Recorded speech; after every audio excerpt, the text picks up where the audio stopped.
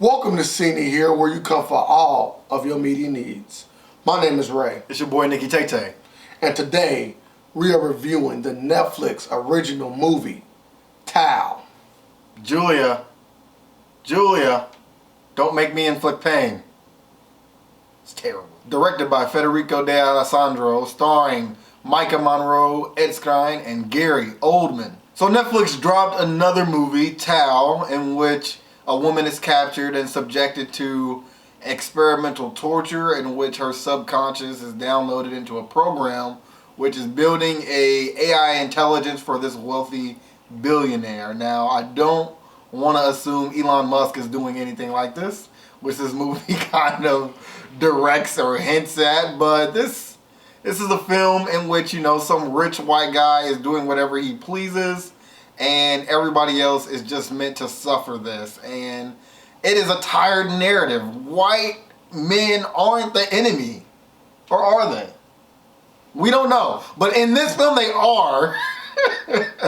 And it is up to this woman to escape this place while also befriending this AI known as Tao. Now, for me, Netflix, for their original films, usually don't hit the mark. I mean, they are probably, 1 out of 4 when it comes to good movies. So, you get 4 movies, one of them will be good. Tao is one of the 3 of the other films. This movie is emotionally dry, even though the plot itself centers around emotion. And the acting isn't memorable, unfortunately. Having even Gary Oldman, who I absolutely love in this film, is not enough for Tao to be awesome. Now, Tao is a psychological thriller. So that means throughout this movie, I should be seeing the relationship of Tao, which is the robot AI in this movie, and Julia, played by Maika. And that is where this movie failed the most. It failed to really capture a meaningful relationship between the two. Julia, what are you doing? Answer me! And when we have amazing films like Her and Ex Machina, and we have seen an AI and a human connection made correctly, this movie falls well short of great films like that. And Tao, in my personal opinion, lacked the emotional pull that was necessary to capture my heart like those 2 movies did so well. Exactly. Ed Skrein, who plays Alex, is supposed to be this genius who has made, a lifelike AI. And this AI is anything but lifelike. This is the dullest AI who doesn't comprehend the basic understanding of some words like whisper. Are you serious? Am I supposed to believe that this is an artificial intelligence, but you don't know the meaning of whisper? You don't know what outside is. And again, for those who have seen the movie, you might argue that this is Alex shielding him from knowing some of that information. But how can you build a great AI without learning or knowing some of these basic things? It just shows you again how dim Alex is. What is this? Tao is one of the most advanced AIs in the world. He's an early version of the project I'm working on. But we're supposed to take him as a genius. It's a very, contradicting idea. And these kind of movies hang their hat on the psychological portion of the film, because that is what gives this film life.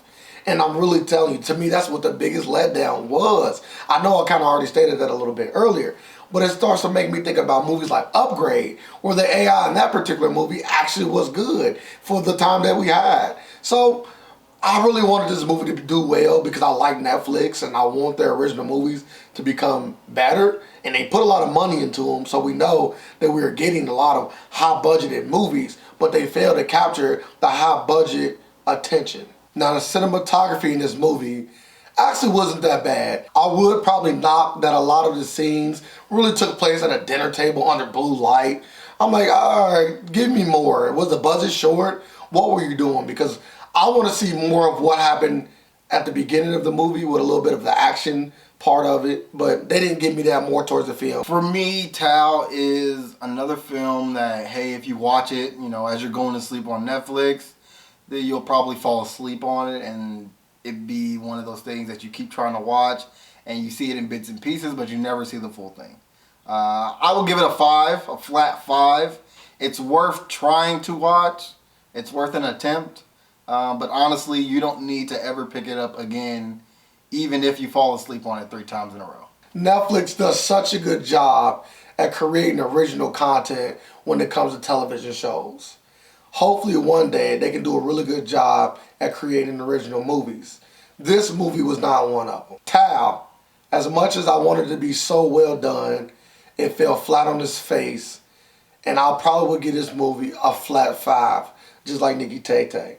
I have high hopes for this movie because I love psychological thrillers, especially dealing with AI. Movies like Her, like I said earlier, I love so much. So I was really hoping that this movie could capture some of the same emotions evoked in that movie.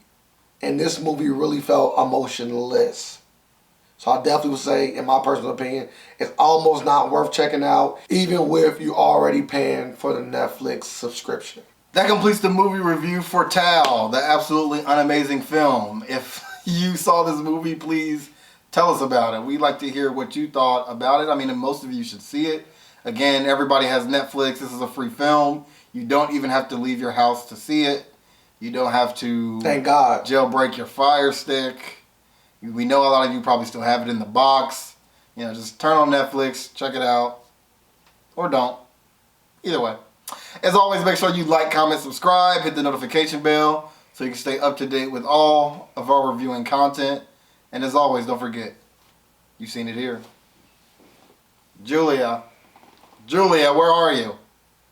Julia.